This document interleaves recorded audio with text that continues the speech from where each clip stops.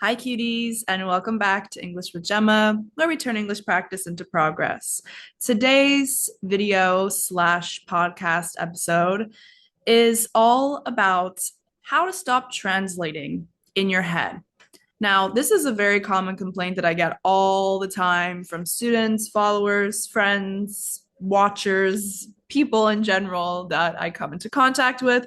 They always ask me, Gemma, how do I stop taking up so much time by translating from my native language into English? So today we're going to look all at that subject, why we do it, how to fix it, and hopefully it's going to be helpful for you guys. So let's get into it. So, one of the biggest challenges for English learners is translating in your head and trying to stop doing that and start thinking directly in English without even thinking about your native language. Because often the problem is your native language does not translate directly into English. If it did, it would be much easier to learn languages, but that's not how it works. So, if you've ever found yourself struggling to form a sentence because your brain is working overtime, translating from your native language, you're not alone. Everybody does that. But as we know, translating really slows you down and it just makes speaking feel a lot more unnatural. But don't worry, because I've got 5 practical steps today to help you break free from this habit and start thinking like a native speaker. So stick around until the end if you want a really fun challenge that you can try today. Sorry, my roommate's cat is being so cute and she's distracting me. Mika, come here. Come, Meeks. Come on. Come here. She never comes when I call her. She's like, she loves me, but she's not one of those cats that like when you do like pss, pss, pss, pss, they come to you. Oh, now she's coming. She's so cute. Okay, so let's talk about why we translate in our heads first.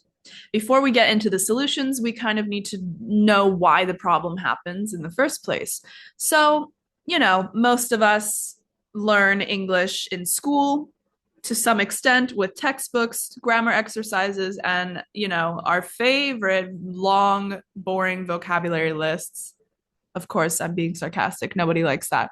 So while these are helpful, they don't actually train our brains to process English naturally. Instead, we end up storing English words as direct translations of words in our native language. The problem? Every language has its own sentence structure, idioms, and ways of expressing ideas. So that is why translating word for word often leads to awkward, incorrect sentences. So, how do we stop translating and start thinking in English? Here are the 5 powerful strategies that are going to help rewire your brain. So, strategy number 1, use visual thinking. Instead of connecting English words to translations, connect them to images or feelings. Now, this might sound a little bit abstract at first, but stick with me. For example, when you hear the word apple, don't think of the word in your native language. Instead, visually imagine a beautiful, bright red apple. Picture the color, the shape, the taste. When you do this consistently, your brain is going to start associating words with their meanings directly, skipping over that translation step, okay? So try this. Come here, Mika. Come on. Sorry, Mika, the cat, is very upset because there's a pigeon on the windowsill and she really is irritated at it. It's just a pigeon. It's okay. Mika. She hates those pigeons. Um, so let's try this. Basically, pick 5 okay, let me not have a brain aneurysm trying to speak. Pick 5 objects, everyday objects around you, and say their names in English while looking at them. Make eye contact with them, look at them. Do this regularly, and soon your brain is going to start automatically associating those English words with the real objects. Okay, next strategy is to learn in phrases, not isolated words. Say it with me. Phrases, not isolated words. That was, I don't know why I said say it with me and then proceeded to sing. So, native speakers don't think in individual words, they think in phrases and what we call chunks of language. A chunk is like a section. I hate that word, chunk. Ugh, it just sounds disgusting. For example, instead of memorizing the word excited, learn the phrase, I'm excited about something. That way, when you want to express excitement, your brain already has the full phrase ready to go. So there's no need to piece it together word by word. You'll already know the phrase, I'm excited about blah, blah, blah. So, a great way to practice this is by keeping a phrase journal. So, instead of writing down single words, you write down full phrases, phrases that you hear in movies, podcasts, or conversations. Strategy number 3. I mentioned this in my last episode. Talking out loud, narrating what you're doing out loud in English. It might sound silly, but it's one of the best ways to start thinking in English. Narrate your everyday activities in English. For example, okay, I'm making a coffee. I'm putting in the milk. I need to finish this work report. I'm sending an email. Wow, the weather is so beautiful today. Like, say out loud what you're thinking and say it in English. If you don't want to talk out loud because you think the FBI are listening to you and you think they might believe that you're crazy, I'm just kidding. But if you don't want to talk out loud, just think in English at least. Like, try to think your sentences in your head in English. The more you do this, the more natural it's going to become. Bonus tip: keep an English only time during every single day, maybe just 10 minutes in the morning or before bed, where you only allow yourself to think or speak in English or do some activity just in English. Strategy number 4 is to immerse yourself in the language. The best way to think in English is to surround yourself with it as much as possible. How are some ways we can do this? Okay, well, we can watch movies and TV. We can watch movies and TV series or TV shows in English without subtitles or with subtitles in English. I do not want you to be using subtitles in your native language. That's not helpful. Even if you're a beginner, I don't care. Put the subtitles in English. Okay.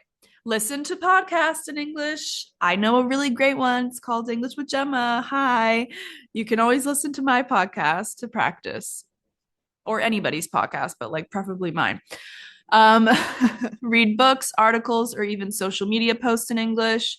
Change your phone's language settings to English. One of the first things I did when I moved to Spain and I wanted to learn Spanish was change my phone into Spanish, and it forced me to kind of learn and use Spanish daily. Okay. Our last strategy is number 5, and it is to accept imperfection. Yes, accept that you are not perfect. Nobody's perfect. And one big reason that English learners struggle to think in English is the fear of making mistakes. They don't even try because they think they're going to sound stupid or make a mistake. But guess what? Even native speakers make mistakes. I make mistakes all the time, and I'm an English teacher. You hear me making mistakes on this podcast all the time, messing up my words, saying stupid things. Like, I just laugh it off. Ha ha ha. It happens. Whatever. Move on. Stop overanalyzing grammar when you speak as well. Focus on communication, not perfection. The more you allow yourself to speak freely, the faster you're going to build fluency. Okay, here's your challenge. For the next 24 hours, if you catch yourself translating in your head, stop and say the phrase in English immediately. Even if it's not perfect, just try to say it. Okay, your final challenge. It's your turn. I'm giving you the responsibility here. For the rest of the day, try this exercise.